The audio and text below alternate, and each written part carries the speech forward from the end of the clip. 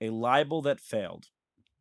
Near Yanovich, there lived a small landowner who was very jealous of Shimshon Elya's important position and of the trust which Count Lipsky had placed in him. So he slandered him to the Count, inventing the story that Shimshon Elya had falsified the accounts of the estates, and what is more, there were witnesses to prove it. When the Jews of Yanovich heard about the terrible slander, they were greatly disturbed. They called a mass meeting and decided to proclaim a public fast. Then they would all go to Count Lipsky and give their oath that Shimshon Elya was innocent. Shimshon Elya had many sympathizers too, among the people of the villages and estates where he worked, and they all decided to send representatives to Count Lipsky at his estate near Vilna to appeal to him on behalf of Shimshon Elya.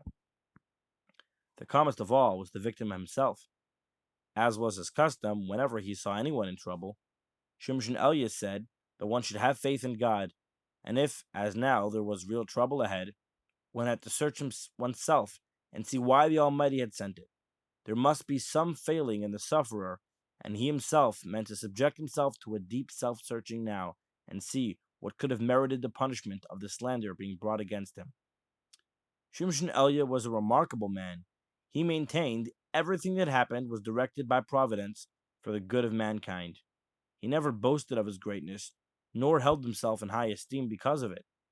For this reason, too, he was not alarmed at the possibility of his descent from the high position he had held. He believed one had to accept everything God willed, the good and the bad, with equal grace. As a child, he had been rather delicate. His father decided, therefore, that he must not be burdened with too much Torah study. Instead, his father concentrated on teaching him all the virtues in order to become a really good Jew.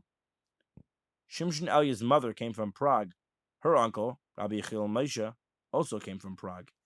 He considered himself to be a disciple of the famous Maharal of Prague, always studying his books and acting according to their teachings. Rabbi Yechiel Moshe tried to teach the small Shimshon Elya along the same lines, and that is why he had the firm belief implanted in him that everything that happened to one was due to divine providence. When Shimshon Elya heard about the decision of the community to arrange a fast day on his account, it upset him greatly. He decided, however, that perhaps the fast would serve as a useful purpose in any case, as an atonement for any sins any of them had committed. He therefore joined them in their heartrending cries to the Almighty to have mercy upon them in their distress. But when he heard about their second resolution to go to the Count and swear that he, Shimshon Elya, was innocent, he could not agree. He insisted that they must not take this oath on his account, and they need not worry about him. He was ready and willing to put his trust in the Almighty. Some weeks later, there arrived in Yanovich 3 messengers from Count Lipsky. They took a whole week to check up on the stocks of grain, etc., which were in charge of Shimshon Elya.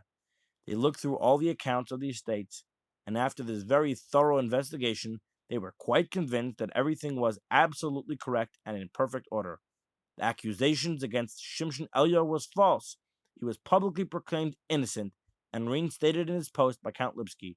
Moreover, the Count deemed it his duty to state publicly that he had implicit faith in his Jewish overseer and manager. As a sign of friendship for him, he sent him a silver candelabra with 6 branches about 3 feet high. Shimshon Elya took the candelabra to a silversmith in Vitebsk, who added 2 more branches to it. He then presented it to the large Beis HaMedrash there to be used for kindling of the Hanukkah lights. Yaakov Yitzchak was the only son of Shimshon Elya, and was the apple of his eye. The best teachers possible were engaged to teach him, and when he reached the age of bar mitzvah, his father, on the advice of the famous parish of Vitebsk, engaged the well-known scholar Rabbi Naftali Zev to teach his son. This Rabbi Naftali Zev was always studying the Talmud. He devoted much of his studies also to philosophy in such books as the Guide for the Perplexed and the Kuzari. He was in truth a God-fearing man, but by nature cold and unemotional. He maintained that one should be guided by reason entirely, leaving out any emotional feelings. He followed this ruling even in his studies and manner of teaching, as well as in his mode of living. Yaakov Yitzchak became greatly attached to his teacher, and thought that everything the latter thought and did was right.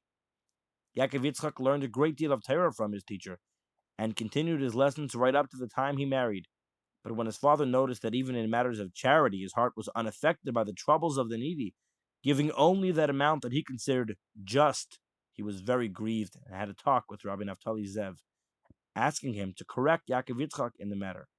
To his dismay, he discovered that his son was absolutely following the guidance of his teacher. Shimshon Elia, who had been trained so differently, realized too late that his son, Yaakov Yitzchak, was not following his father's path, that of love of his fellows, but that of his teacher, who could find no place in his life for any but the scholarly.